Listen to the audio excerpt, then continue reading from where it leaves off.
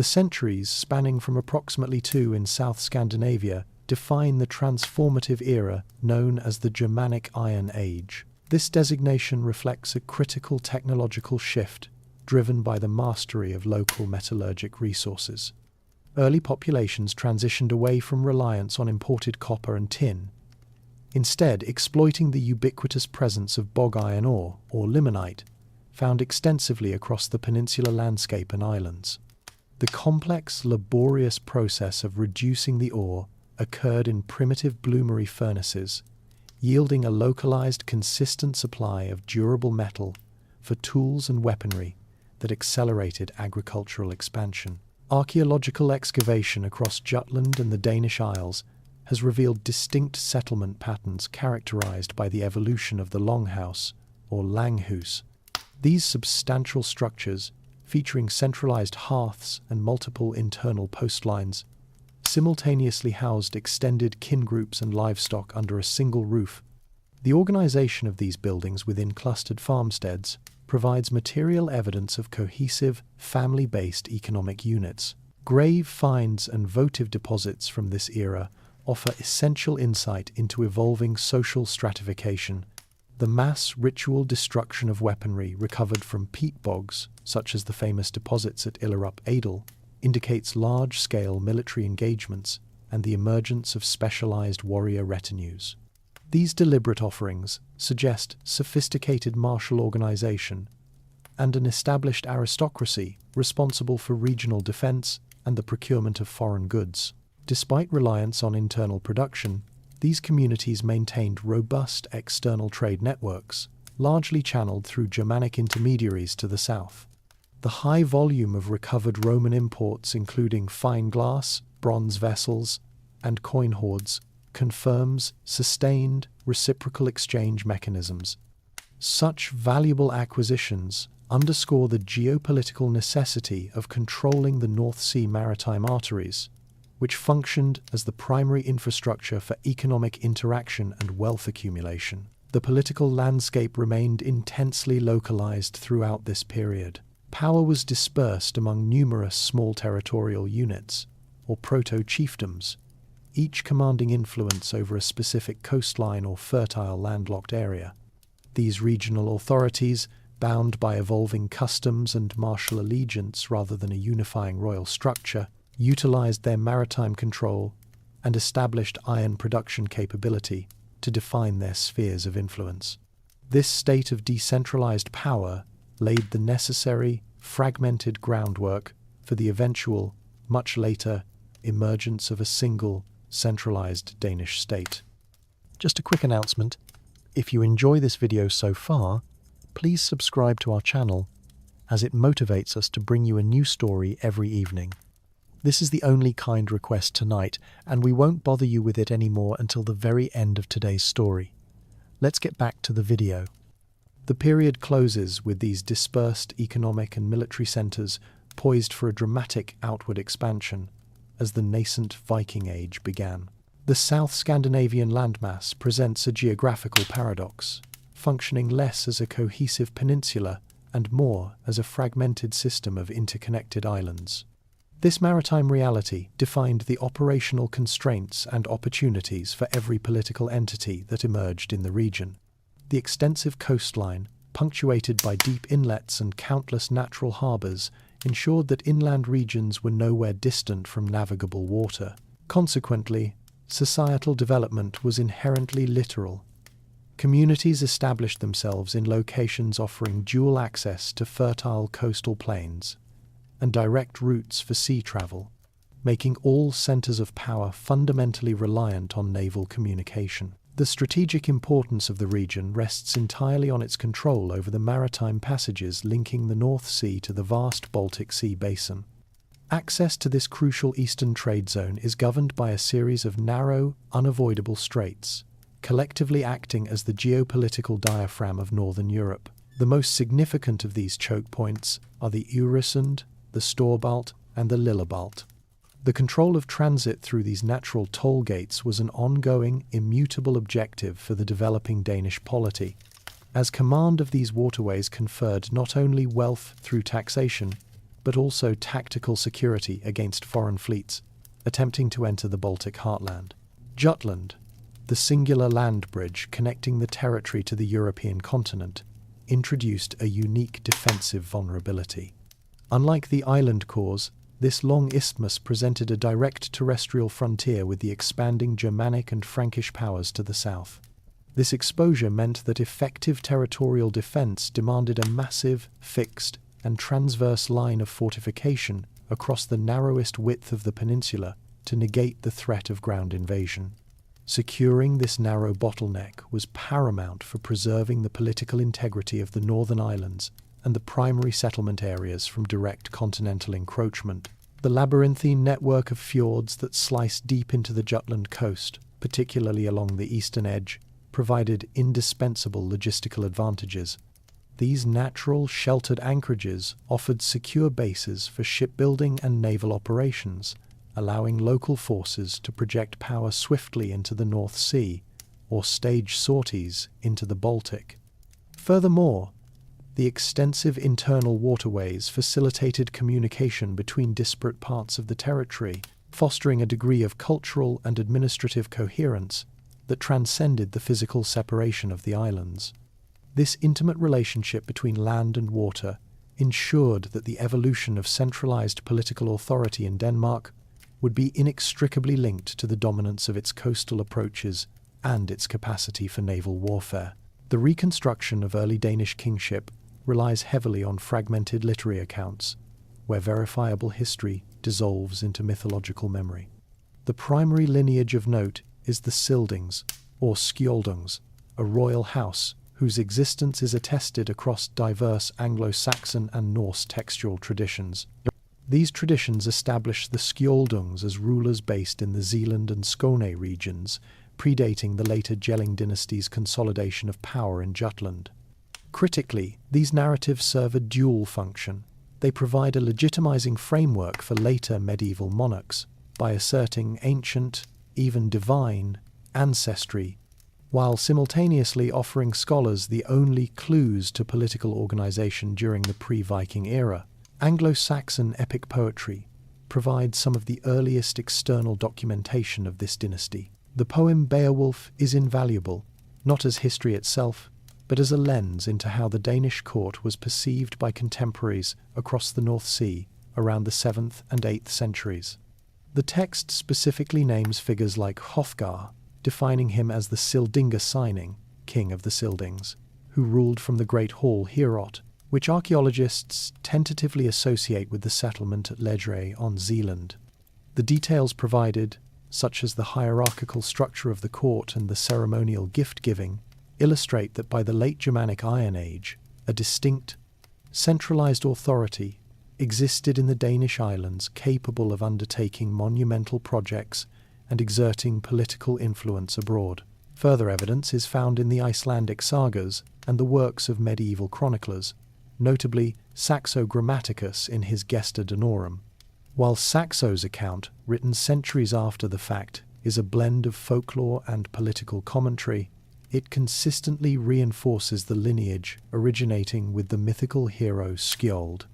Comparative analysis across these sources reveals significant disparities in chronology and parentage, a common issue when dealing with orally transmitted king lists.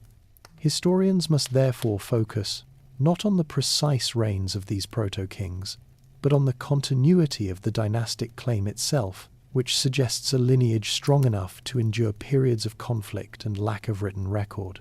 The importance of the Skjoldung legacy lies in its persistent political utility. By linking the historical Viking Age rulers to these legendary ancestors, the early Danish kingdom established a deep-rooted legitimacy distinct from and older than the continental monarchies. The emphasis on wealth, naval power, and a commitment to protecting Dine-land, the core territories, provided a conceptual model for governance that was adopted by the later Jelling monarchs, transforming mythological pedigree into the political foundation of the unified Danish state. The Danevirke represents one of the most substantial and strategically significant earthworks constructed in northern Europe during the early medieval period.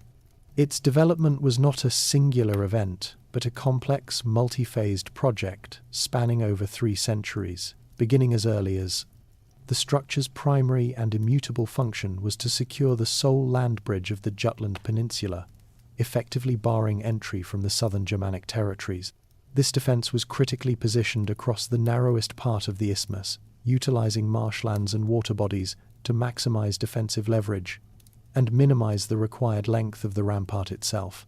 Archaeological and dendrochronological evidence confirms that the earliest phase, the main rampart, involved a massive undertaking of digging trenches, constructing wooden palisades, and piling earth and turf into a formidable barrier. The sheer scale of the labour indicates a level of centralised political authority and organisational capacity in the Danish territories far exceeding that of mere local chieftains. It required the mobilisation of labour resources across a considerable geographic area. This early construction directly correlates with increased political consolidation in the Danish Isles. A pivotal construction phase occurred around under the reign of the historically attested Danish king, Godfred. Frankish annals explicitly document his actions, stating that he fortified the border against the expansionist ambitions of the Carolingian Empire, which had reached the River Ida. Godfred's phase involved lining the initial earthen rampart with a stout timber stockade and strengthening the structure, a reaction confirming that the primary motive was strategic defence against the most powerful continental state of the era. The Dannevirke, therefore, was a direct and immense political declaration of territorial independence. Subsequent modifications transformed the rampart into an even more complex military installation. The Koverk, a separate wall extending south from the main structure, and the later inclusion of brick and mortar facing, particularly during the reign of Valdemar the Great in the mid-12th century, converted sections of the earthwork into a permanent medieval fortification. This continuous investment across various dynasties highlights the enduring role of the Dannevirke not merely as a boundary line, but as the absolute physical manifestation of the cultural and political divide between the Norstanes and their southern neighbours. Its presence stabilised the frontier, defined the geographic limits of the developing Danish state, and facilitated the growth of the pivotal trading settlement of Hedeby by ensuring its protection from overland attack. The turn of the 9th century marked the definitive entry of the Danish polity onto the stage of documented continental history, driven by unavoidable friction with the expansionist Carolingian Empire. This era is characterized by the verifiable reign of King Godfred, who is not a figure of saga but a consistent presence in contemporary Frankish court records, specifically the Annales Regni Francorum. Godfred's significance rests on his determined assertion of independence against Charlemagne, who had successfully subdued the Saxons and extended Frankish imperial authority directly to the Ida River. The primary geopolitical flashpoint was control over the lucrative trade hub of Hedeby, Hythabu, positioned at the base of the Jutland Peninsula. This settlement was a critical bottleneck, managing the transit of goods between the Baltic and North Sea and generating immense wealth through customs and exchange. Charlemagne's desire to incorporate this commercial wealth and neutralize Danish naval power led to a period of direct, high-stakes diplomacy and military tension. Godfred's response to Frankish pressure was twofold and highly effective. First, he aggressively fortified the southern border, as evidenced by the strengthening of the Dannevirke around. This action was a strategic investment designed to negate the Frankish advantage in land-based infantry and siege warfare. Second, he initiated preemptive military strikes into neighbouring territories. Godfred launched a massive naval raid against Frisia, a territory under Carolingian control. This campaign was not merely a Viking raid for plunder. It was a sophisticated, state-sponsored act of war aimed at challenging Frankish naval supremacy and seizing influence over North Sea trade routes. Godfred successfully defeated local Frisian forces, extracted substantial tribute, and briefly established Danish political dominance along the coast. The Frankish response to this Danish assertiveness was initially cautious, focusing on diplomatic pressure and establishing a sphere of influence rather than a full-scale invasion. However, the unexpected assassination of Godfredin by one of his retainers destabilized the nascent proto-kingdom, leading to a period of internal succession disputes. This internal fragmentation presented Charlemagne's successors with opportunities to install pliable kings. Notably, the baptized exile Harold Clack, in an attempt to turn the Danish monarchy into a Christian client state. This Carolingian interference, driven by religious and imperial ambition, ultimately achieved the opposite effect. It forced competing Danish factions to unify intermittently to expel foreign-backed rulers, inadvertently fostering a stronger, more centralized, and fiercely independent Danish political identity. The reign of Gorm the Old, Gorm den Gamle, generally situated in the first half of the 10th century, marks the beginning of the historically tangible Jelling dynasty and the transition from proto-kings to verifiable monarchy in Denmark. Gorm's status as the traditional unifier stems primarily from the monumental site he established in central Jutland, Jelling. This location was not merely a royal residence, but the definitive ceremonial and political heart of the emerging kingdom, serving as a powerful visual assertion of sovereignty and lineage. Unlike his fragmented predecessors, Gorm created a demonstrable, fixed centre of political power on the Jutland Peninsula. The tangible proof of Gorm's authority lies in the unparalleled archaeological findings at Jelling. The site is dominated by two immense burial mounds, both of which required the mobilization of labor on an unprecedented scale. These mounds, dating to Gorm's time and slightly later, stand as the largest known prehistoric earthworks in Denmark, signifying the immense resources and centralized control the dynasty commanded.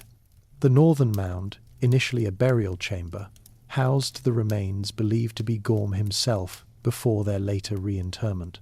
The southern mound, though lacking a burial, functioned as a symbolic marker, a powerful statement of the monarch's presence and territorial dominance. Crucially, the Jelling complex includes the two famous runestones. The smaller of the two, attributed to Gorm himself, serves as the earliest contemporary written evidence explicitly naming Denmark as a unified political entity, Danmarka. This stone was erected as a memorial to his wife Thyra, whom the inscription describes as Danmarks bod, Denmark's pride or remedy. This brief declarative text is vital, moving the concept of a Danish kingdom out of the realm of saga and into the sphere of documented political reality. The inscription confirms a defined geographic territory and a unified people under Gorm's rule, even if that unification was initially limited to parts of Jutland and the Danish Isles. Gorm's reign is defined by its foundational ties to indigenous pagan traditions. The monumental mounds and the original runestone collectively present a powerful image of a monarchy rooted deeply in ancestral paganism and the worship of Norse deities. This traditional power base contrasts sharply with the contemporary pressure for Christian conversion radiating from the Holy Roman Empire to the south. The choice of Jelling as the primary royal site, with its immense pagan funerary architecture, represents a deliberate political strategy by Gorm to anchor his consolidating rule firmly in the pagan identity of the Norse elite, setting the stage for the pivotal religious conflict that would characterize his son's reign. The accession of Harald Gormson, Harald Blåtand, in the mid-10th century initiated the most profound constitutional and religious shift in the history of the early Danish kingdom. Harald's decision to formally adopt Christianity was a pragmatic calculation of political survival rather than a sudden spiritual enlightenment. His kingdom was perpetually overshadowed by the powerful Christianized Holy Roman Empire HRE to the south, which consistently employed conversion as a prerequisite for diplomatic recognition and non-aggression. By converting, Harald effectively neutralized the HRE's primary justification for military intervention, the need to evangelize the pagan Danes, thereby securing his southern frontier and ensuring Danish sovereignty. The monumental evidence of this transformation is the second, larger runestone at Jelling, which stands as a deliberate counterpoint to his father's monument. This intricate inscription is unique in its triumphal tone and comprehensive scope. It explicitly states Harald won for himself all of Denmark and Norway and made the Danes Christian. This singular claim serves as the clearest statement of a unified, dual-kingdom monarchy achieved through military conquest and centralized religious policy. The conquest of Norway, although temporary and requiring continual naval authority, established Denmark as the dominant regional power in the North Sea. The Christian element of the stone is further emphasized by the inclusion of the earliest depiction of Christ in Scandinavia, a figure shown bound in a cruciform posture, distinct from typical Romanesque iconography. This visual incorporation of Christian symbolism within a traditionally pagan memorial landscape demonstrates the dual nature of Harold's rule. He meticulously navigated the transition, appealing to the Christian HRE for legitimacy, while simultaneously presenting the new faith to his pagan aristocracy as a symbol of royal power, victory, and political advancement, rather than as an abandonment of their Norse heritage. This conversion process was a controlled, top-down implementation orchestrated by the Crown, not a popular movement. Harold established bishoprics at various strategic locations, including Ribe and Schleswig, asserting control over the new ecclesiastical structure before foreign clerics could consolidate independent power. He then demolished the northern Jelling burial mound, believed to house his father's remains, and interred Gorm's body in a newly constructed wooden church. This act was the ultimate physical declaration of the new order, substituting the pagan dynastic centre with a permanent Christian religious authority controlled by the royal lineage, formally and irrevocably anchoring the Danish state within the European Christian political structure. The economic engine that propelled the Danish Viking Age was driven by sophisticated, long-distance trade networks centred on key urban and proto-urban settlements. Hedeby, Haithabu, remained the foremost commercial centre, strategically situated to control traffic between the North Sea and the Baltic, handling a massive volume of goods that flowed from Scandinavia to the Carolingian and Slavic worlds. Archaeological evidence from Hedeby shows specialized artisan quarters, indicative of diversified production, notably comb-making, textile manufacture, and ironworking geared toward export.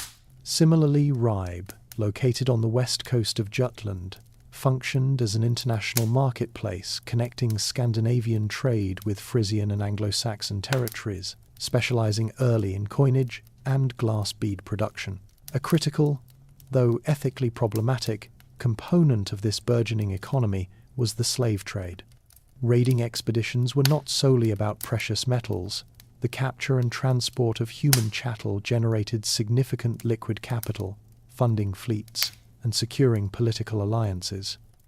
Slaves, often sourced from Slavic territories, thralls, were an essential commodity in both the Irish and Mediterranean markets, providing a high-value, easily transportable source of wealth that fueled the accumulation of power among the emerging Danish aristocracy. The predominant medium of exchange across the early Viking world was unminted precious metal, known archaeologically as hack silver or dirham. Silver, largely flowing from the Abbasid Caliphate via the Volga and Dnieper trade routes, was valued purely by weight and purity. It was routinely cut, bent, and fragmented into usable portions for transactional purposes, a system relying heavily on portable scales and fractional weights recovered consistently from settlement sites and hoards. This system, however, inhibited the scale and centralization of royal authority. The foundational step toward a unified, centralized economy was the transition to systematized royal minting.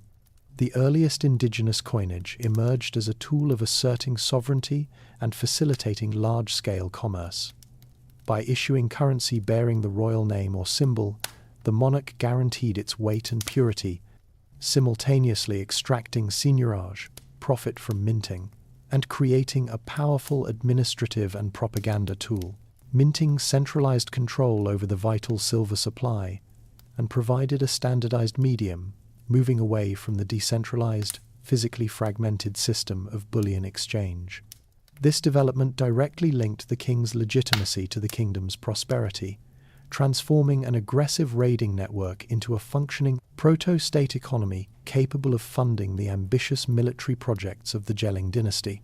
The success of the Danish Viking expansion, particularly the systematic conquest and settlement of territories in Britain, hinged on a sophisticated military infrastructure, the Viking machine far exceeding simple, disorganized raiding.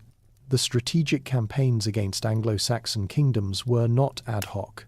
They were centrally planned, systematically executed, and logistically sustained by the Danish crown and its high-ranking jarls. This logistical framework was anchored by the revolutionary construction of the Trelleborg fortresses. Archaeologically dated primarily to the reign of Harald Bluetooth, these ring fortresses represent a paradigm shift in Norse military engineering. Uniform in their design, Trelleborgs feature perfectly circular ramparts, geometrically precise internal divisions forming a cross with 4 identical quadrants, and standardized longhouses arranged in rigid formation. Sites like Trelleborg, Zeeland, and Fierkat, Jutland, were not permanent settlements, but served as centralized assembly points, training grounds, and supply depots for large, multi-ship forces. Their mathematical precision confirms a singular royal authority responsible for design, funding, and construction across the kingdom, demonstrating an unprecedented level of military standardization and administrative control. The logistical organization required to support sustained multi-year campaigns across the North Sea was formidable. Armies were composed of highly disciplined forces drawn from the Lidung, a royal levy system requiring local districts to contribute men and ships. These forces were supplied not only through plunder, but through formalized, large-scale systems of supply, likely funded by the growing revenues derived from coinage and taxes in trade hubs like Hedeby. The standardization of the longship, optimized for both deep-sea travel and rapid river penetration, provided the tactical flexibility essential for invading Britain. This infrastructure allowed Danish armies to move beyond hit and run raids to launch and sustain the military pressure that ultimately led to the establishment of the Danelaw, a territory subject to Scandinavian law. The governance. The continuous pressure on Anglo-Saxon kingdoms, culminating in the absorption of Northumbria, East Anglia, and eventually the entire English monarchy under Knut the Great, fundamentally altered the political geography of Britain. The Danish objective was not merely seasonal pillage, but the permanent reordering of sovereignty, a goal achieved through superior naval logistics and the highly organized, industrial-scale military power epitomized by the Trelleborg system. Sweyn Forkbeard's rise to power was founded on dynastic conflict, marked by his successful rebellion against his father, Harald Bluetooth, around. This internal power struggle culminated in Harold's death in exile and Sweyn's subsequent consolidation of control over the disparate Danish territories. His reign effectively ended the transitional period of his father, firmly establishing a unified Danish monarchy centered on aggressive expansion.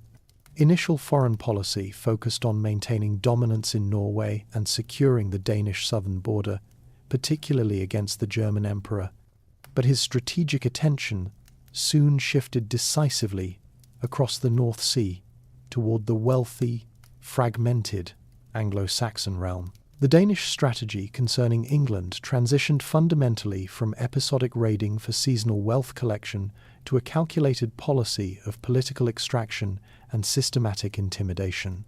This shift intensified following the accession of King Athelred the Unready in England, whose ineffective defence measures led directly to the institutionalisation of the Danegeld recurrent, massive payments levied upon the English populace to buy off the Danish invaders. These tribute payments effectively acknowledged Danish military supremacy and established an economic precedent for future territorial demands. However, the fragile truce was shattered by a catastrophic event. The Anglo-Saxon monarchy ordered the Street Bryce's Day massacre, a synchronized killing of Danish residents across England. This act of state-sponsored violence provided Sweyn with both a justification and an imperative for launching a definitive campaign of conquest, transforming the motive from one of economic extraction to dynastic retribution and political seizure. Beginning around and escalating over the next decade, Sweyn initiated a series of relentless, systematic invasions. These were not the seasonal military levies of the past. They represented sustained, professional deployments intended for permanent occupation. The climactic campaign began with Sweyn landing in the Humber estuary and rapidly consolidating support across the north, particularly from the leaders of the formerly established Danelaw territories. The speed and efficiency of his advance proved overwhelming to the decentralized Anglo-Saxon resistance. As forces collapsed, Ethelred and his family fled into Norman exile, abandoning the realm.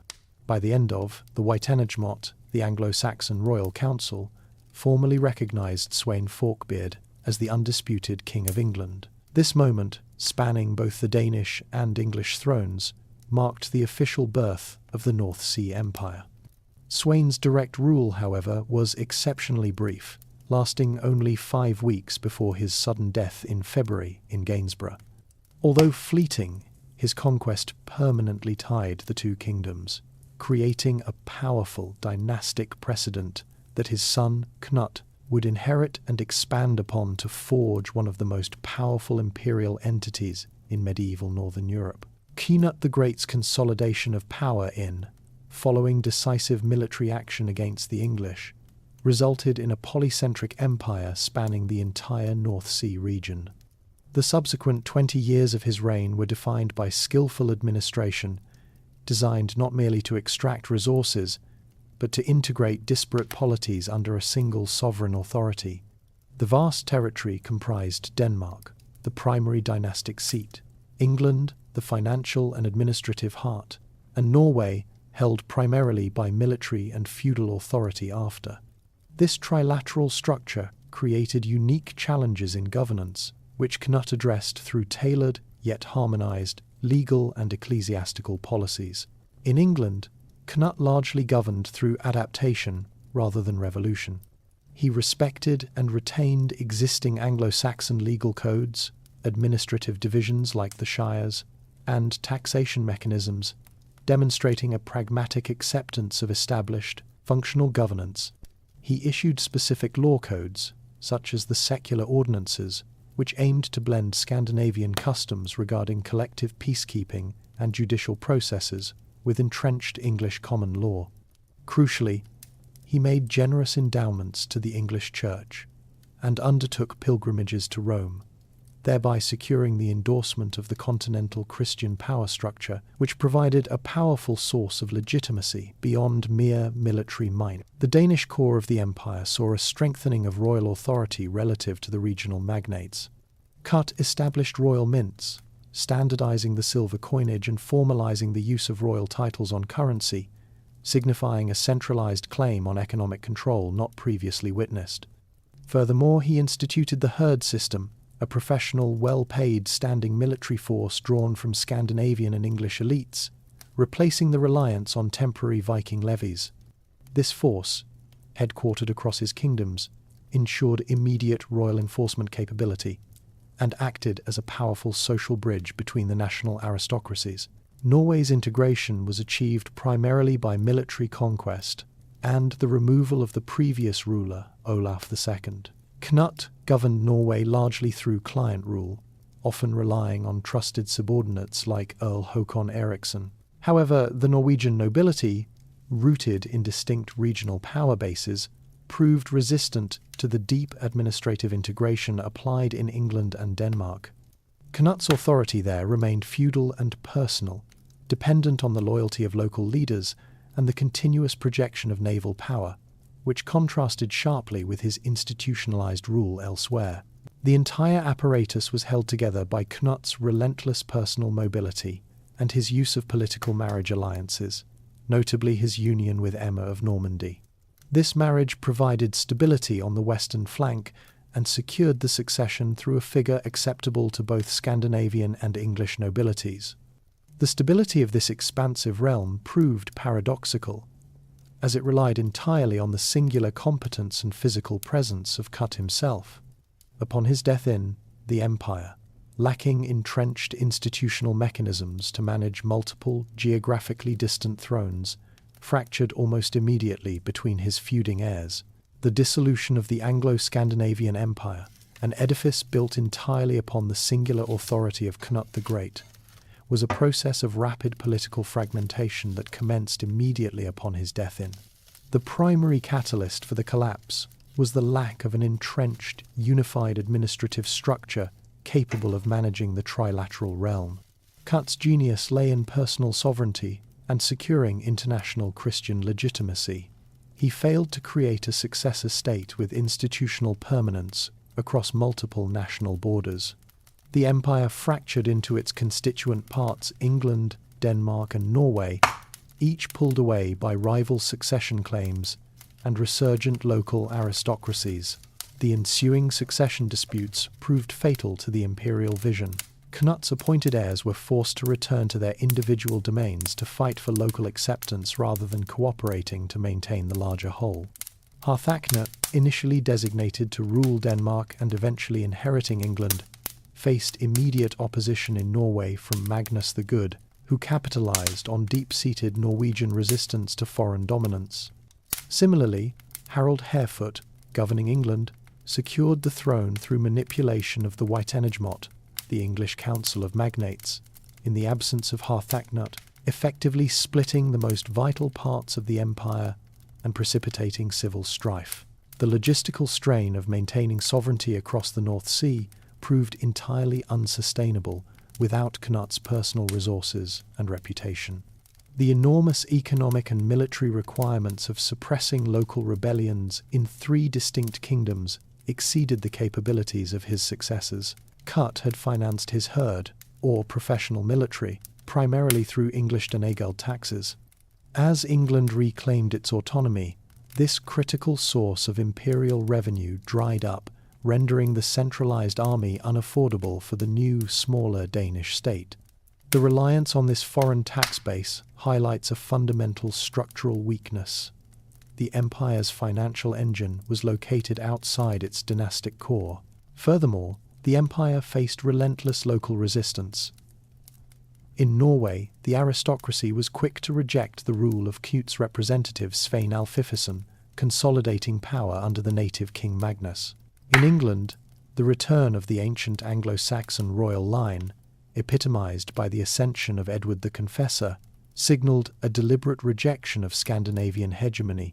For the Danish monarchy, the collapse meant a decisive return to its peninsular core and a reduction in scale from a naval superpower to a regional kingdom. This loss of imperial revenue and manpower severely weakened the Danish crown, leaving it vulnerable to internal political instability, and setting the precedent for subsequent dynastic and civil wars, fought between competing claimants, forcing the focus inward once more.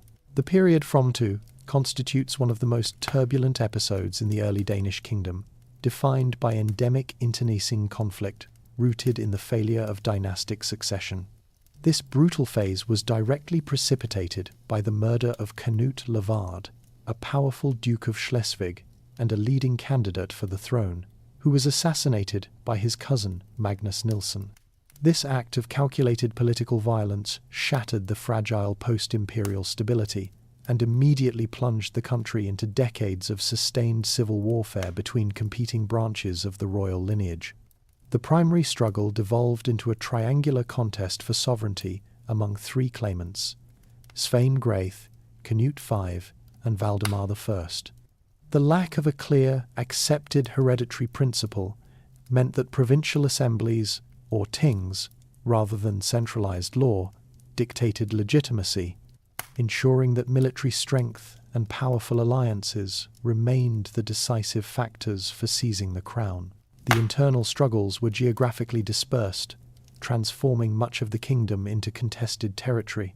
The conflict was not merely a royal feud. It involved widespread mobilization of local aristocracy, military retinues, and foreign engagement, particularly from the German principalities and the Slavic-dominated regions of the Baltic. Svein Graith often relied on forces from the Holy Roman Empire, while Canute V sought support from Sweden and the Jutland magnates. This dependence on external military aid perpetuated the conflict and compromised Danish sovereignty, as foreign powers were granted concessions in exchange for military assistance, Central to the resolution of this prolonged instability was the rise of the Hive clan. This powerful aristocratic family, based primarily in Zealand, had systematically accumulated enormous tracts of land and political influence across the eastern Danish Isles following the decline of the Viking Empire. Their strategic position and vast resources made their allegiance critical to any aspiring king. The clan's defining moment came in their unwavering support for Valdemar I, the son of the murdered Canute Levard. Figures like Asa Rig and his son, Absalon, provided Valdemar with essential military and economic backing, effectively merging the Havids' private wealth and formidable military capacity with the young prince's legitimate royal claim. The climax of the conflict occurred with the infamous blood feast of Roskilde, where a supposed reconciliation banquet turned into a murderous ambush orchestrated by Svein. Though Canute V was killed, Valdemar escaped due to the vigilance of his Heide supporters. The subsequent decisive battle at Graith Heath saw Valdemar's forces, bolstered by the Hvides levies, defeat and kill Svein Graith.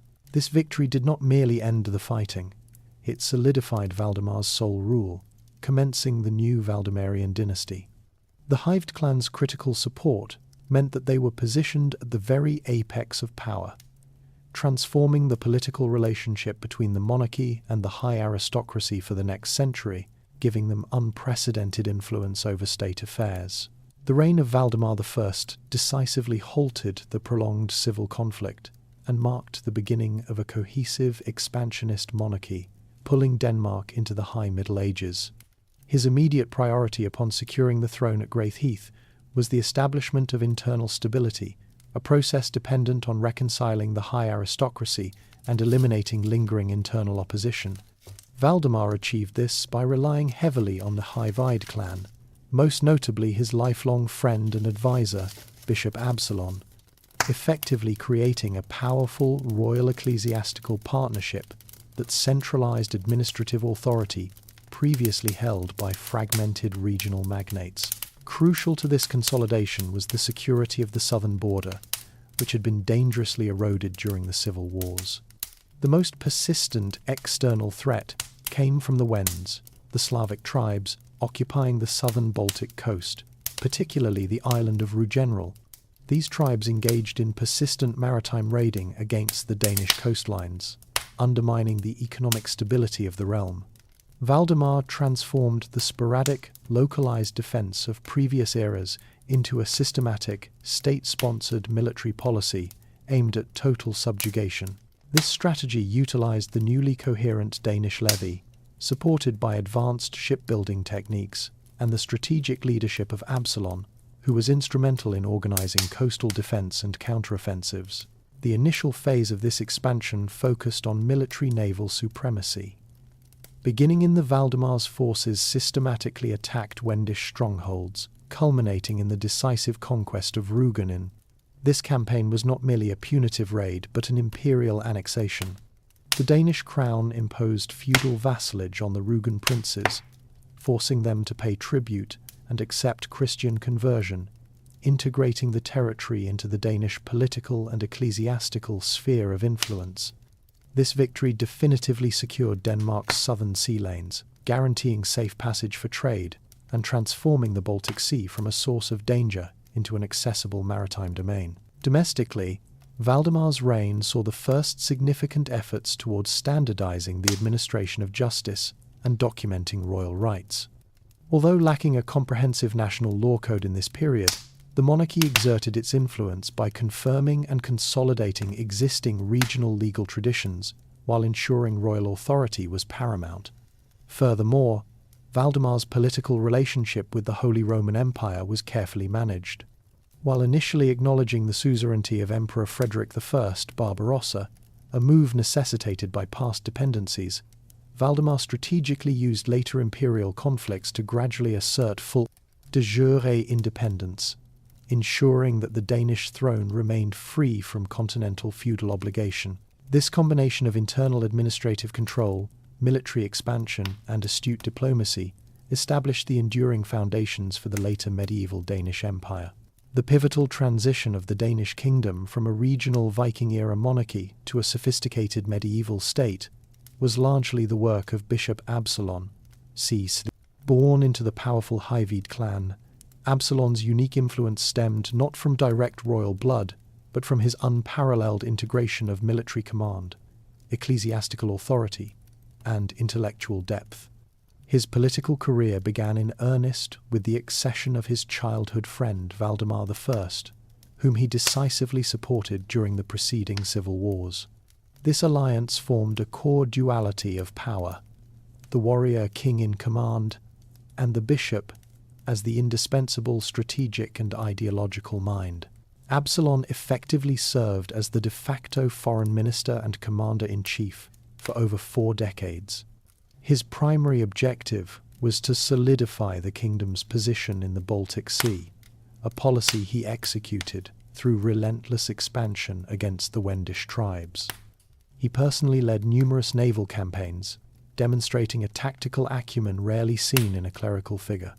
The strategic conquest of Rugenin was fundamentally his achievement. Following its military subjugation, Absalon initiated the immediate establishment of Christian administration and infrastructure, ensuring the annexation was permanent rather than merely punitive. This approach established the template for Danish imperialism in the Baltic. Central to his legacy as a state architect was the elevation of a fishing village on Zealand's east coast into a strategic centre. Absalon ordered the construction of a fortified castle on Slotsholmen, an island site that controlled the critical maritime passage between Zealand and the mainland. This act marked the foundation of Haven, which evolved into Copenhagen. He received the territory as a grant from the king and proceeded to invest heavily in its defence and development, recognizing its potential as a fortified administrative and economic hub, securing the narrow seaway that formed the kingdom's commercial backbone. Absalon's domestic influence was equally transformative. As Archbishop of Lund, he presided over the entire Danish church, ensuring its loyalty and resources were fully committed to the crown's political agenda.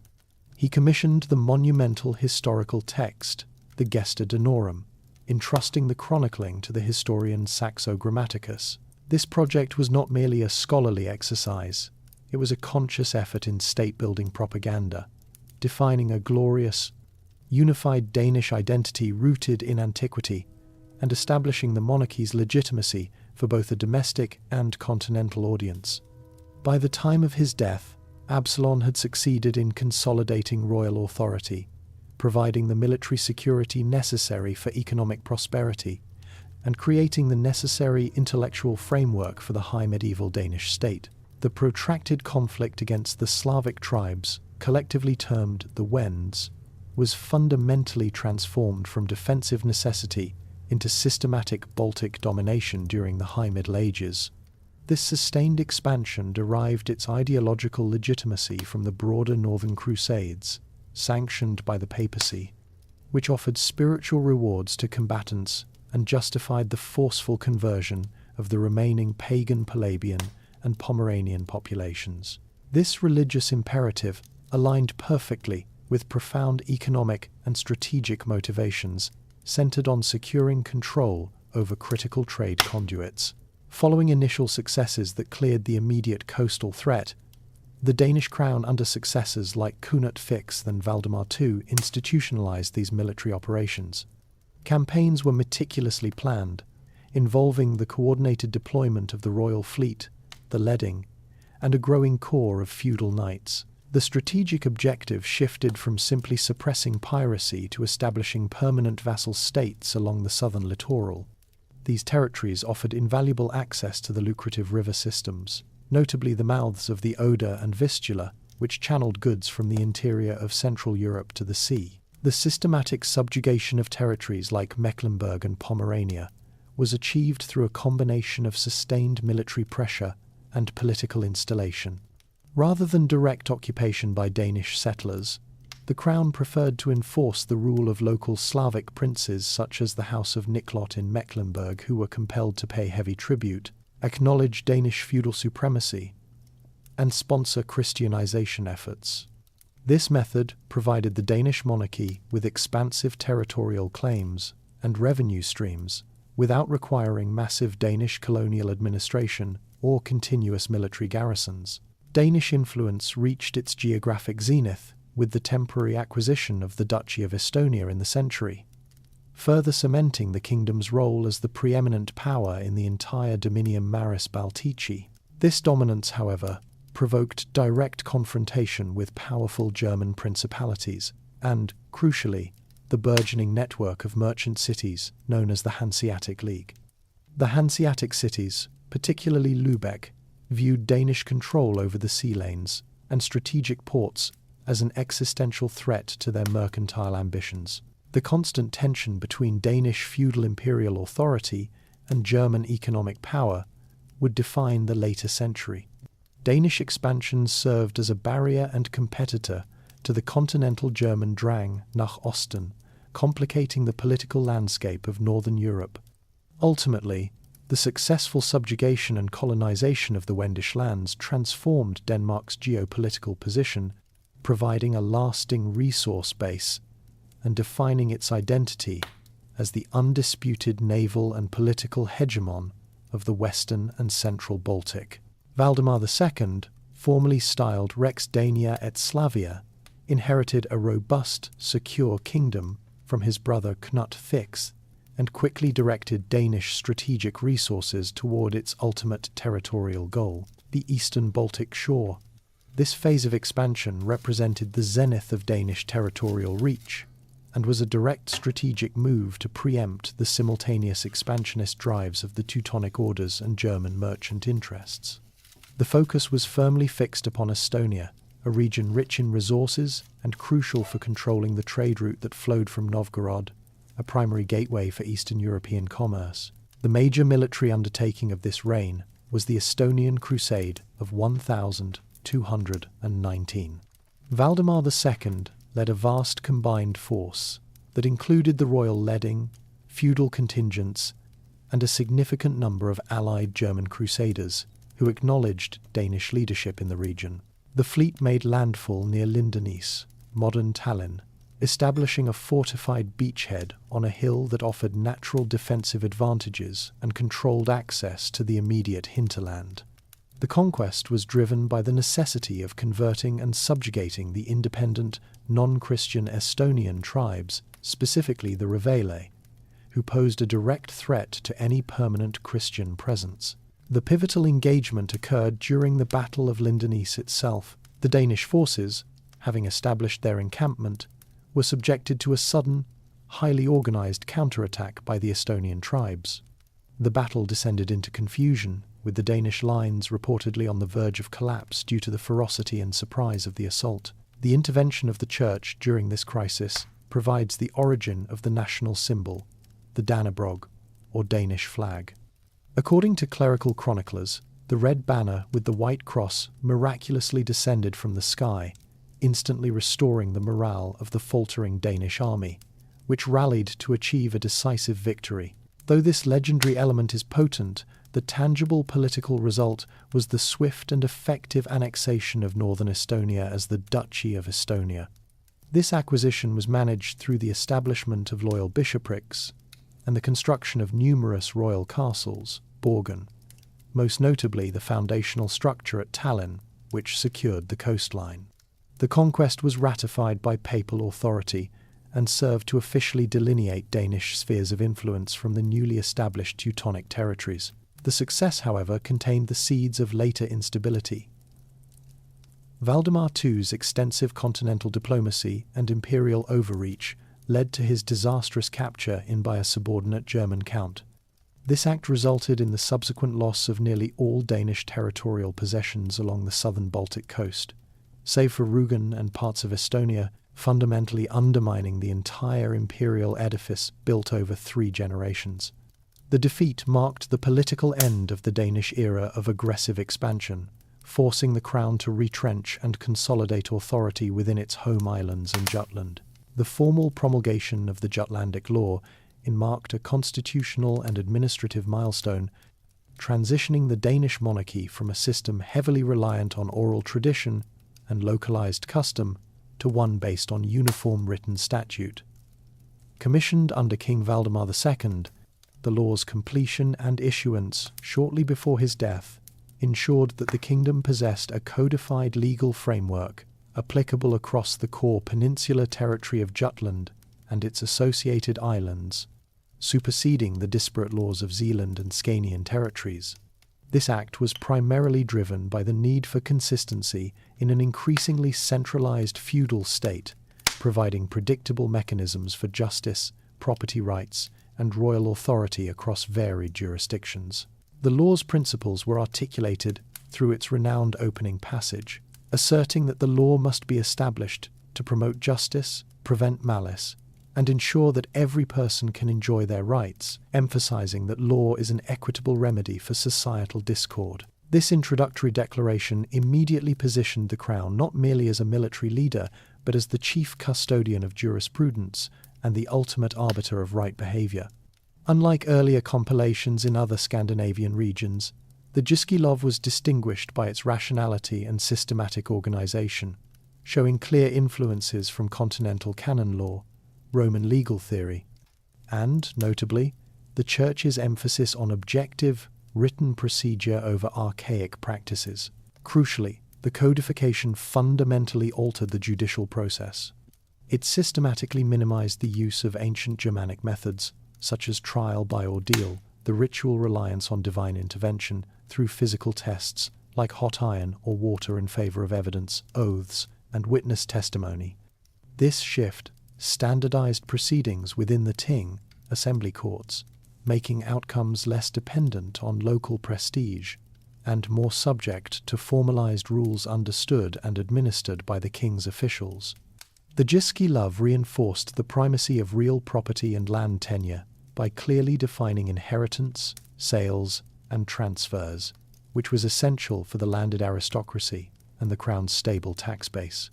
It explicitly linked the obligations of the tenant to the ownership rights of the feudal lord, providing the legal infrastructure for the developing Danish manorial system. Beyond criminal and property matters, the law codified aspects of ecclesiastical authority, confirming the Church's rights and privileges, though always within a framework ultimately overseen by the monarchy. This delicate balance was a defining feature of the period, acknowledging the Church's immense intellectual and political capital while maintaining the crown's sovereignty. The existence of the Jyske as a comprehensive royal statute provided a foundational political document that would later be used to defend the constitutional rights of the populace and the nobility against future tyrannical or arbitrary royal action, serving as a long-term anchor for the Danish legal state. The High Medieval period in Denmark witnessed a definitive and widespread material revolution, characterized by the wholesale abandonment of indigenous timber and wattle construction in favor of durable masonry. This fundamental shift was initially driven by ecclesiastical needs, transitioning from early stave and wooden churches to monumental structures built in Romanesque style. Architects and craftsmen utilized locally available resources, primarily granite fieldstone and limestone, to create robust structures with thick walls, restricted window openings, and semicircular arches. A few decades later, the use of fired brick, tegelsten, a technology imported from northern Germany, gained immense traction due to the scarcity of good local quarrying stone, making Denmark one of the northern centers of brick Gothic architecture. This material facilitated the construction of towering spires, complex vaulting systems, and intricate decorative elements. The rapid proliferation of monastic houses served as the institutional core of this architectural and economic transformation. Orders such as the Cistercians and Benedictines established dozens of self-sufficient abbeys, particularly across the Danish Isles, often situated strategically on fertile or newly reclaimed lands. These monasteries, such as Esrum on Zealand or in Jutland, were far more than spiritual centers. They functioned as agronomic research stations. The Cistercians especially were pioneers in applying advanced farming techniques, including systematic drainage and irrigation, superior livestock breeding, and the implementation of sophisticated crop rotation systems that dramatically increased regional agricultural yields and surpluses. Concurrently, the growth of proto-urban settlements, Kubstadter, mirrored the institutional brick boom. Royal and episcopal authority, recognizing the strategic importance of concentrating trade and defense, invested heavily in fortifying these emerging cities with stone circuit walls and centralized market squares. The permanent nature of stone construction signaled stability and permanence, encouraging merchants and specialized artisans to settle, thereby expanding the tax base and commercial activities subject to royal oversight. Roskilde, with its monumental brick cathedral, served as the prime example of this urban ecclesiastical synthesis. The construction industry itself became a major engine of the medieval Danish economy. The scale of the projects necessitated the organization of specialized labor forces, including masons, brickmakers, quarrymen, and highly skilled carpenters required for the elaborate scaffolding and roof structures. This demand fueled internal trade networks for the transport of bulky materials like lime, sand, and large structural timber.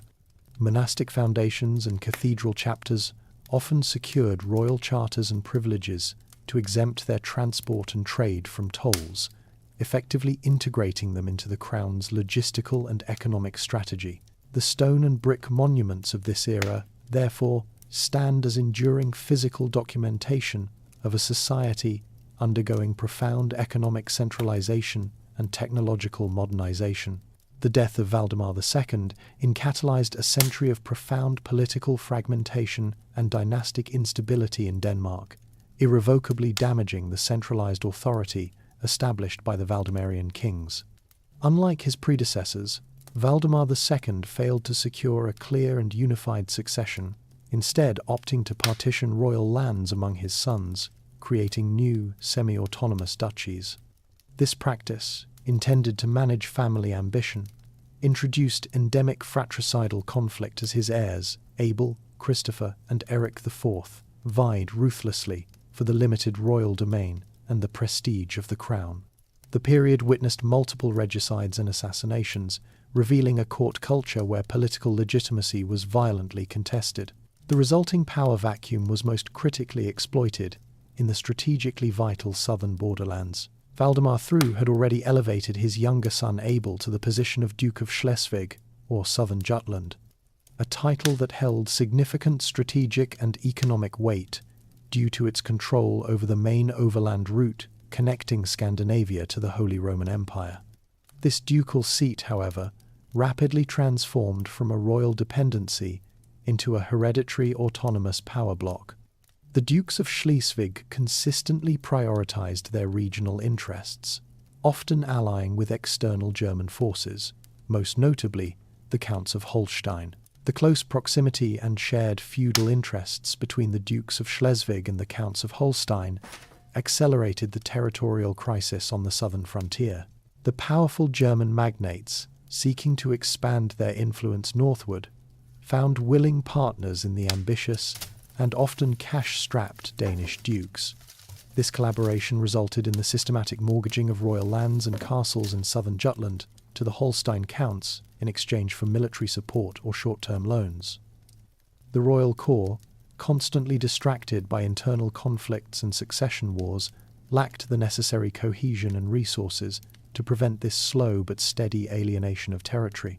The Danish Royal Council, Rigsråd, composed of high nobility and bishops, attempted to impose institutional checks on the monarchy's worst excesses, but often found itself allied with one ducal faction or another, further entrenching the civil strife.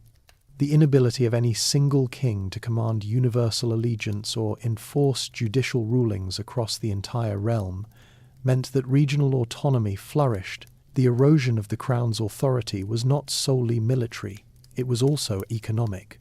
The fragmentation depleted the national treasury, forcing kings to grant ever greater charters of privilege to powerful nobles and the clergy, effectively decentralizing tax revenues and justice.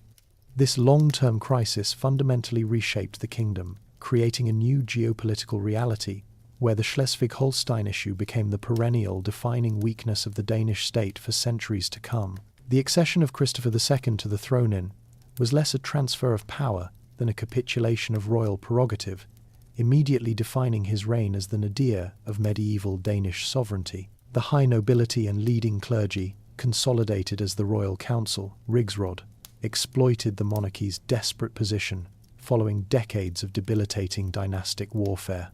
Christopher was compelled to sign an unprecedentedly restrictive coronation charter, Håndfastning, which constitutionally dismantled the centralized power structures built by the Valdemarian kings a century earlier. This charter established a political duality where royal power was subject to the permanent veto and consent of the Rigsråd. Key provisions demanded the king could neither alienate royal domain, land directly controlled by the crown, nor impose new taxes without the explicit approval of the council. Furthermore, the charter strictly prohibited the appointment of foreign nationals to high administrative or military office, a direct institutional attempt to curb the influence of German magnates. Despite these constitutional restraints, the financial decay inherited from the preceding decades of civil war proved insurmountable.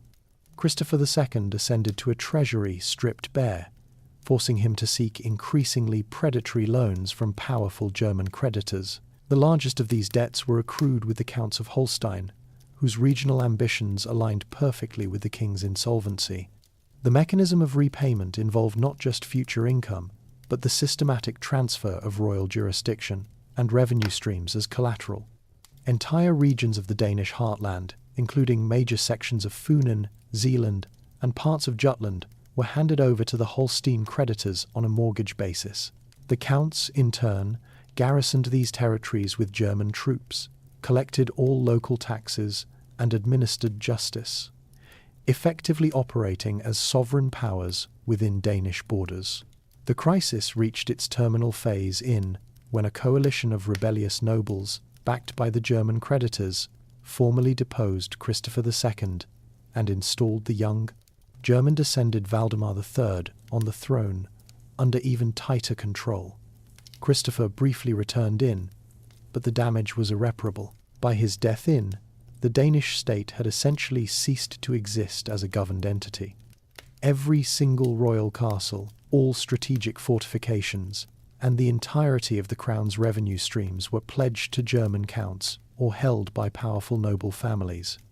The kingdom was fractured into decentralized, financially controlled zones with no central administration, no effective royal government, and no national army. For the subsequent 8 years, from 2, Denmark was effectively an interregnum, often referred to as the kingless period. The Counts of Holstein, acting as primary mortgage holders, ruled over the partitioned territories, while the Danish Royal Council lacked the authority or consensus to elect a new king. This complete collapse underscored the destructive force of debt as a tool of political subjugation, resulting in the temporary dissolution of the Danish monarchy and the establishment of German dominion over the majority of the realm. The recovery of Danish sovereignty would require extraordinary measures to buy back the kingdom piece by fragmented piece. The catastrophic arrival of the bubonic plague in Denmark during the mid-century initiated a period of unprecedented demographic and economic transformation. While precise transmission vectors remained complex, the disease likely entered the kingdom through busy maritime trade routes, connecting the Scandinavian ports, most crucially Copenhagen and Ribe, with continental commercial centers. Unlike centralized Mediterranean states, official record-keeping was inconsistent, making the establishment of an exact chronology difficult, but evidence suggests the first major wave struck the Danish Isles around. The epidemic, colloquially termed the Great Dying, did not spare any sector of society, though its impact varied geographically and socially. Documentary evidence, primarily ecclesiastical records and tax registers, points to a devastating demographic contraction. Estimates of the total population loss range widely, but modern historiography suggests a mortality rate exceeding % across the kingdom within the initial decades. Rural areas, where the majority of the population resided in clustered villages, experienced particularly sharp declines due to poor sanitation and limited mobility. Numerous settlements, Odegårde, were completely abandoned, leaving widespread tracts of former farmland idle. Urban centres, despite their higher population density, sometimes fared marginally better due to slightly superior infrastructure, yet still suffered immense losses among their merchant and craft guilds. This rapid, involuntary reduction in population precipitated a profound labour crisis. With fewer peasants available to work the land, the value of their labour increased dramatically, fundamentally shifting the traditional economic relationship between the landholding nobility and the peasantry. Landlords, who previously enjoyed an abundance of dependent labour, now competed aggressively to attract and retain tenants. This competition led to the systematic reduction of rents and the easing of feudal obligations, vornskab or serfdom, as coercive practices became economically untenable. Peasants secured better tenancy agreements and increased personal freedom, utilizing their newfound leverage. Furthermore, the extensive abandonment of marginal farmland led to a permanent change in agricultural strategy. Landlords focused resources on the most fertile, manageable tracts, transitioning away from intensive grain cultivation in favor of pastoral farming, which required far fewer laborers per unit of land. This shift had secondary economic consequences, promoting the export of livestock products like butter and meat. Institutionally, the Crown and the Church suffered massive revenue losses as tax bases collapsed, weakening their ability to fund military campaigns or maintain political stability. The plague thus acted as a brutal yet efficient economic regulator, indirectly laying the groundwork for a more market-driven economy and accelerating the dissolution of older feudal labour dependencies, providing new strategic advantages to the monarchy that would emerge from the subsequent chaos. The rise of the North German Hanseatic League in the centuries represented the most significant external threat to Danish economic sovereignty during the High Middle Ages. This powerful confederation of merchant guilds and cities, centered primarily in Lübeck, Hamburg, and Danzig, achieved near-complete economic dominance over the critical Baltic trade routes, systematically marginalizing Danish merchants and challenging the Crown's fiscal control. The foundation of Hanseatic power rested on its organizational rigor, securing monopolies across multiple key commodities and establishing standardized commercial practices that Denmark's decentralized monarchy struggled to emulate. The primary commodity driving this geopolitical conflict was herring. The annual mass spawning of herring in the Øresund Strait, particularly around the Scanian coast, created the single most lucrative seasonal fishing market in northern Europe. The Hanseatic cities constructed massive, temporary fishing stations, Vitten, on the Danish-controlled Scanian shores, transforming the coastline into a vast commercial operation. They controlled the entire process, financing the fishing fleet, importing the necessary salt from Lüneburg for preservation, and distributing the pickled fish across Catholic Europe. This control over the value chain effectively relegated the Danish crown to merely collecting fees and taxes on foreign enterprise, rather than participating directly in the profit generation. The military superiority of the Hanseatic League became evident in the mid-century during multiple conflicts with the Danish monarchy, most notably the wars against Valdemar IV Atterdag. The League maintained its own significant naval and military capacity, frequently employing mercenary forces to secure its commercial interests. The League's decisive victory over the Danish fleet and subsequent siege of Copenhagen forced the Danish crown to accept the humiliating Treaty of Stralsund. This treaty, a constitutional crisis in all but name, compelled Denmark to cede vital sovereign rights. Crucially, the treaty granted the Hanseatic League the exclusive right to maintain their fishing and trading stations on the Scanian coast, and, more detrimentally, granted them a veto right over the succession to the Danish throne. This clause ensured that no future Danish king could ascend without the prior approval of the Hanseatic leadership, thereby guaranteeing the continuation of favourable commercial privileges and neutralising any future attempts by the Danish monarchy to reclaim control over the strategic Sound. The League's complete command of capital, shipping, and distribution fundamentally reshaped the geopolitical reality of the Baltic, reducing Denmark from a regional imperial power to a fragmented kingdom operating under the financial shadow of a foreign merchant confederation. The accession of Valdemar IV marked the decisive turning point in Danish history, following the catastrophic breakdown of royal authority. Having inherited virtually nothing of the kingdom beyond the title, Valdemar embarked on a relentless program of territorial reunification and fiscal recovery. His monumental effort focused on systematically repurchasing the vast tracts of Jutland and the Danish Isles that had been mortgaged to German counts and princes during his predecessor's disastrous reign. This process was a masterclass in political maneuvering, combined with calculated aggression. Valdemar employed a shrewd combination of financial acumen and opportunistic warfare.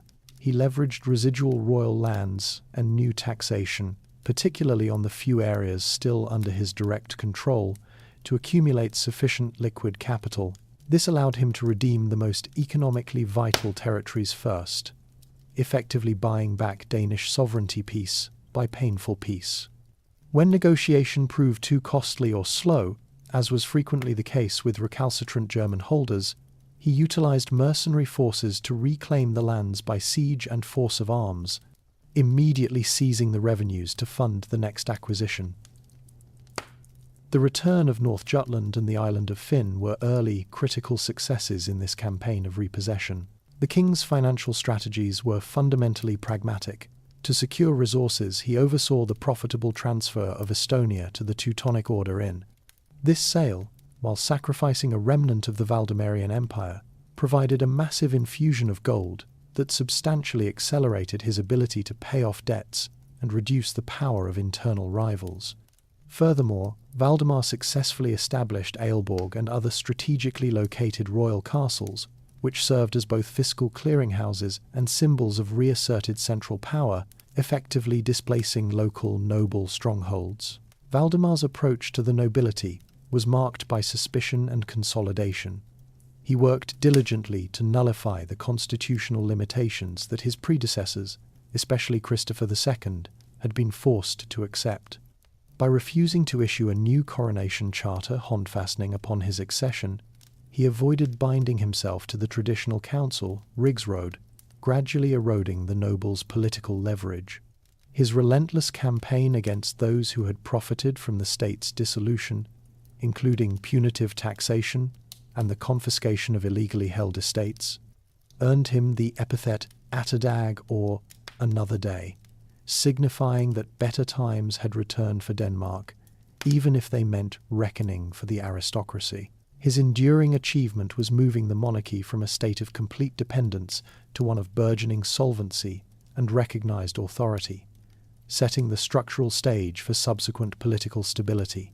The success of Valdemar IV's internal consolidation program immediately generated external friction with the Hanseatic League, setting the stage for a renewed military confrontation. The League, having enjoyed undisputed commercial hegemony across the Baltic Sea during Denmark's period of fragmentation, viewed the king's reassertion of royal authority and, critically, his control over the strategic Sound area as a direct threat to their monopolies. The essential conflict was geopolitical, whether the profits of the Baltic trade would flow into North German counting houses or bolster the revived Danish crown. The flashpoint for the conflict lay in Valdemar's bold military move to reclaim Visby on the island of Gotland in. Visby was a primary Hanseatic trading centre, providing deep access to Russian and Eastern markets. Its conquest, achieved through decisive force, allowed Valdemar to levy taxes on the lucrative trade passing through the port, directly challenging the financial structure of the League.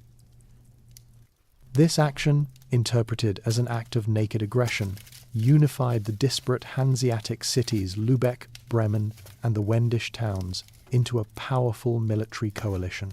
The ensuing Second Danish Hanseatic War began in, and quickly escalated from naval skirmishes to large-scale warfare.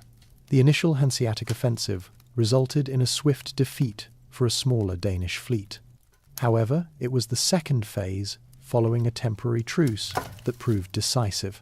The unified Hanseatic fleet, financed by immense capital reserves, besieged and captured Copenhagen. The occupation of the burgeoning Danish capital served as a powerful material and psychological blow to Valdemar's recovered kingdom. The League then methodically destroyed key Danish fortifications along the Scanian coast, including strategic castles vital for controlling the Øresund Strait. Faced with overwhelming naval power, an occupied capital, and internal pressure from a weary aristocracy, Valdemar was forced into negotiations that culminated in the Treaty of Stralsund. This document represented a crushing, though necessary, affirmation of Hanseatic power. While Denmark retained its territorial integrity and the king retained his throne, the economic concessions were profound. The treaty formally granted the Hanseatic League an unprecedented degree of commercial autonomy within Danish borders, confirming their control over the seasonal Scanian herring markets and associated trade infrastructure. Most humiliatingly, the League received a guaranteed right to maintain garrisons in several key Scanian castles for a period of 15 years, providing them with a direct military chokehold over the Sound. Furthermore, the League was granted a right to be consulted on the Danish royal succession, effectively making them arbiters of the crown. The Treaty of Stralsund stabilized the region by settling the immediate conflict, but cemented Hanseatic dominance over the regional economy for the remainder of the medieval period.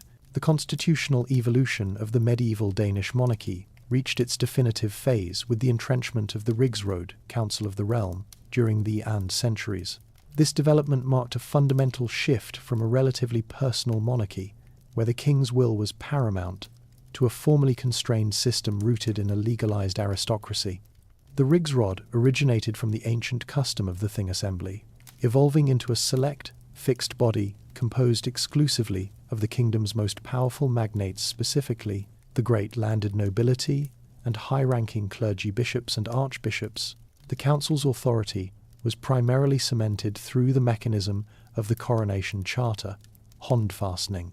While earlier kings sporadically issued these charters, they became compulsory and increasingly restrictive documents that codified the limits of royal prerogative. Following the crisis of the century, no new monarch could ascend the throne without first negotiating and accepting the terms set forth by the Rigsråd. This process effectively transformed the hereditary monarchy into an elective kingship in all but name, as the council held the decisive power to legitimize the successor. The constitutional powers secured by the Rigsråd were extensive and systematically targeted the king's personal authority. The council asserted the sole right to approve new taxation, thereby controlling the crown's essential fiscal capacity. Furthermore, the council demanded that all major governmental and judicial appointments be drawn from its own ranks or approved by it, establishing a noble monopoly on the administrative apparatus. Perhaps most critical was the provision requiring the monarch to govern in consultation with the council on all matters of war, peace, and foreign policy, particularly concerning the strategic, long-standing issue of Holstein and Schleswig. The Rigsråd also acted as the supreme court of the realm, dealing with issues pertaining to high treason and appeals concerning the great magnates, thus insulating the nobility from the king's direct judicial authority. The members of the council possessed an implied and later explicit right of resistance or deposition should the king violate the terms of his charter, a potent legal weapon that ensured monarchical compliance. This collective legal framework ultimately guaranteed that Denmark was governed not by the king alone, but by a powerful, self-selecting oligarchy representing the feudal elite. This establishment of the Rigsråd represented the final, irreversible structural limit placed upon royal power in the Danish medieval state. The extraordinary political career of Margrethe was founded upon strategic dynastic planning, not direct military power. Born in as the daughter of Valdemar IV Atterdag, her initial political capital was her strong lineage to the Danish throne. Her earliest maneuver was the marriage arranged at age 10 to Håkon VI of Norway, who possessed the dual heritage of Norwegian sovereignty and former claim to the Swedish throne. This union immediately established a foundational framework for a tri-kingdom claim. Following her father's death Margrethe secured the election of her infant son, Olaf II, as King of Denmark. Critically, This action positioned her as the sole regent during his minority, consolidating political control without having to directly confront the entrenched power of the Danish aristocracy. When her husband Håkon VI died in, Olaf simultaneously inherited the Norwegian crown, establishing an essential personal union between the two Western Scandinavian realms and effectively doubling Margrethe's administrative and fiscal reach. The decisive opportunity for grand expansion arose in Sweden. The Swedish nobility had grown deeply disillusioned with their German sovereign, King Albert of Mecklenburg, whose taxation and policies were deemed oppressive. They formally appealed to Margrethe, offering her the Swedish crown in. Margrethe, now operating from a position of authority over both Denmark and Norway, accepted the appeal, framing her action as a liberation rather than an invasion. Her forces engaged the Germans at the Battle of Falköping Inn, achieving a pivotal victory that resulted in King Albert's capture. This eliminated the German dynastic threat and validated Margrethe's role as the protector of Swedish aristocratic liberties. With the allegiance of the ruling councils across all three realms secured, Margrethe focused on creating a lasting constitutional structure. This effort culminated with the Kalmar Union. Although her son Olaf had passed away, Margrethe successfully orchestrated the acceptance of her grandnephew, Eric of Pomerania, as the common monarch for Denmark, Norway, and Sweden. The Union letter, signed at Kalmar, formally established a mutual defence pact and a unified foreign policy for the realms. It was a union of crowns, not a political merger, affirming that each kingdom would retain its distinct laws, customs, and independent governing councils. Margrethe's supreme authority was maintained through executive control, as she ruled as the sovereign mistress and guardian until her death. She methodically ensured the loyalty of key administrative positions across the triple monarchy, installing Danish and Norwegian nobles in influential roles in all three kingdoms. This centralization of executive power, executed through diplomatic mastery rather than large-scale military coercion, secured the Baltic region under a single authority for the first time, establishing the Kalmar Union as a major European geopolitical entity. The foundation of the Kalmar Union, established at the close of the century, represented a grand constitutional attempt to unify the Scandinavian political landscape. It was fundamentally a union of crowns, meticulously designed to maintain the legal and administrative integrity of the three sovereign nations, Denmark, Norway, and Sweden.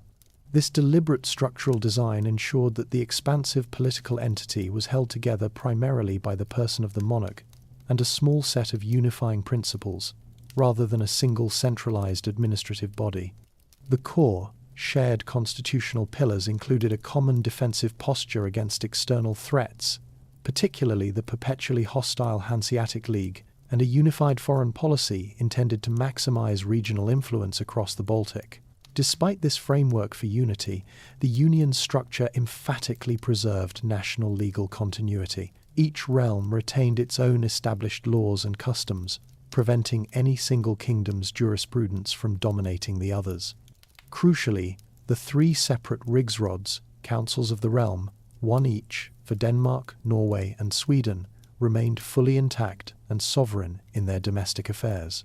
The Danish rigsråd, due to the central geographical and economic position of the Danish core territories, often assumed a de facto leading role, creating an inherent administrative asymmetry that would become a primary source of internal friction. This duality shared allegiance, contrasted with independent governance, is what rendered the Union inherently fragile.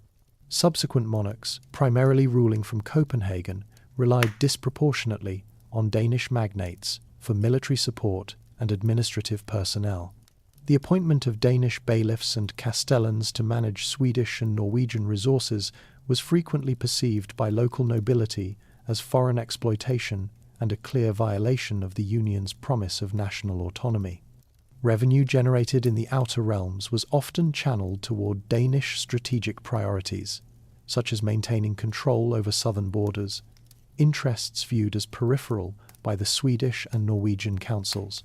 The common monarch was constitutionally bound to honour the Håndfastning coronation charter, of all three realms, but the practicalities of governance consistently favoured the most proximate and powerful council, the Danish.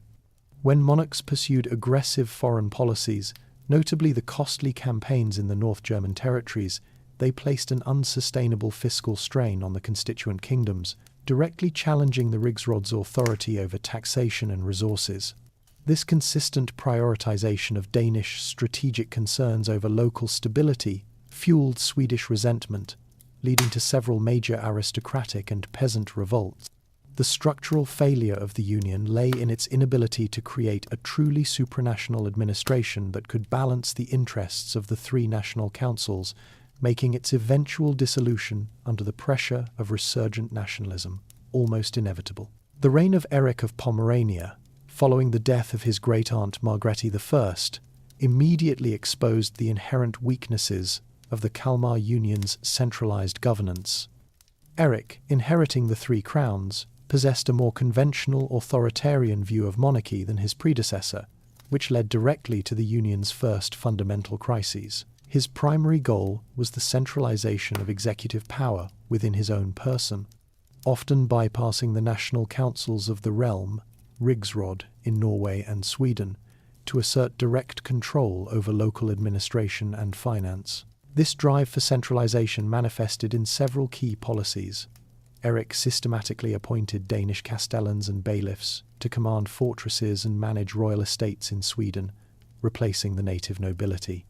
This was not merely an administrative shift, it was a perceived foreign occupation that funneled Swedish tax revenue and local profits directly into the Danish war chest. This consistent preference for Danish personnel and Danish-centric policy quickly eroded the necessary trust that Margrethe had so carefully cultivated among the Swedish magnates. Simultaneously, Erik pursued an aggressive and ruinously expensive foreign policy aimed at securing the Danish crown's southern borders, specifically engaging in prolonged and costly conflicts over Schleswig and Holstein. These military adventures, while intended to solidify Danish territorial integrity, required massive and continuous taxation across all three Union kingdoms. The Swedish and Norwegian Riksråds viewed these expenditures as illegitimate burdens imposed to fund wars that served only Danish dynastic interests, leading to increasing resistance against royal tax collectors. The second major crisis centered on control of the Baltic Sea trade. Erik was determined to break the economic hegemony of the Hanseatic League, whose North German cities dominated the crucial herring fisheries and commodity exchange.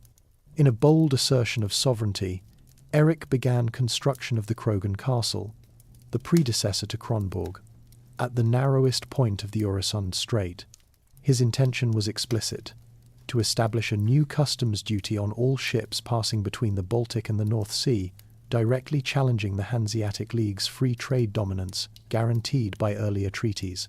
This move provoked immediate and severe retaliation, as the Hanseatic cities launched a massive, coordinated trade blockade and naval warfare campaign that paralyzed Scandinavian commerce.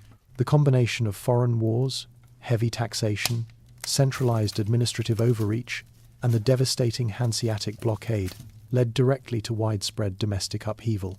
The Swedish rebellions, beginning with the famed Engelbrekt rising in the S, were initially peasant-led movements fueled by local abuses by Danish officials, but they swiftly gained the support of the alienated Swedish nobility.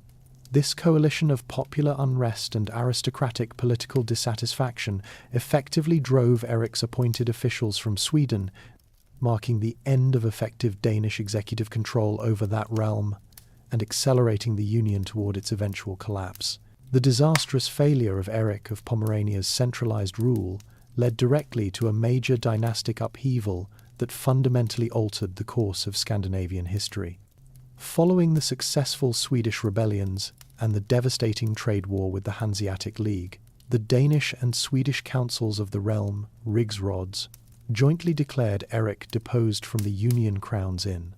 This unprecedented political maneuver underscored the definitive power the aristocratic councils now held over the monarchy, establishing that the crown was an elected office subject to contractual agreement, not absolute hereditary right.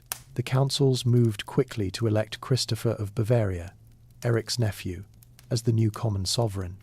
Christopher's brief reign was characterized by constant political compromise, as he was forced to navigate the intense and often contradictory demands of the three national rigsrods to maintain the fragile union.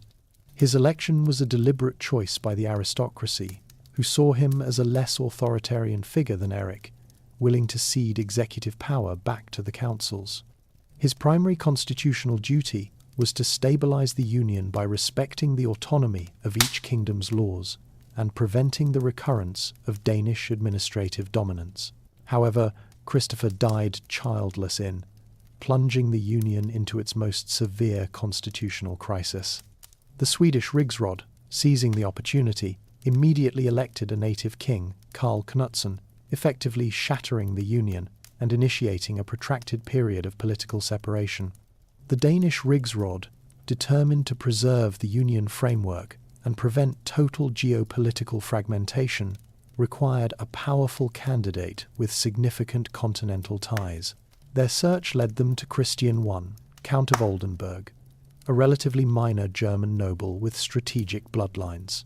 His election was a deeply political compromise designed to serve the strategic interests of the Danish nobility and clergy. To secure the crown, Christian I was compelled to sign an extremely restrictive Håndfastning, coronation charter.